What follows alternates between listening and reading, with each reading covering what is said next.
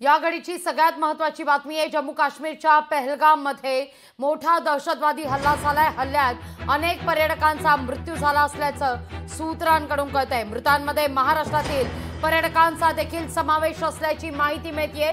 पर्यटकांसह अनेक स्थानिक नागरिकही जखमी झालेले आहेत। सुरक्षा दल वैद्यकीय पथक घटनास्थळी दाखल झालेले आहे। केंद्रीय गृहमंत्री अमित शहा सुद्धा आता श्रीनगरच्या दिशेने रवाना झालेले आहेत। या घडीला महत्त्वाची बातमी आपण पाहतोय। जम्मू काश्मीर मधल्या पहलगाम इथल्या बैसरन पर्वतावर खरं तर हे सगळे पर्यटक फिरण्याकरता गेलेले होते, पर्यटनाकरता गेलेले होते आणि त्याच वेळी दहशतवाद्यांकडून बेछूट गोळीबार करण्यात आल्याची बातमी समोर येते। तर जम्मू आणि काश्मीरमधील पहलगाम इथं झालेल्या दहशतवादी हल्ल्याचा तीव्र निषेध करतो असं ट्विट पंतप्रधान नरेंद्र मोदी यांनी केलेलं आहे। ज्यांनी आपल्या प्रियजनांना गमावलंय त्यांच्या प्रती मी संवेदना व्यक्त करतो असं देखील त्यांनी म्हटलेलं आहे। जखमी लवकरात लवकर बरे व्हावेत अशी मी प्रार्थना करतो। पीडितांना सर्वतोपरी मदत केली जात आहे असं देखील पंतप्रधान ट्विट करतायत।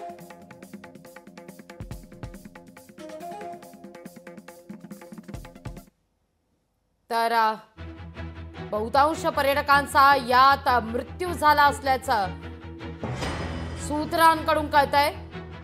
जखमींमध्ये महाराष्ट्रातील काही पर्यटकांचा देखील समावेश असल्याची बातमी आहे। साधारणतः दुपारी 2:30च्या दरम्यान हा सगळा प्रकार घडला असल्याची माहिती समोर येते।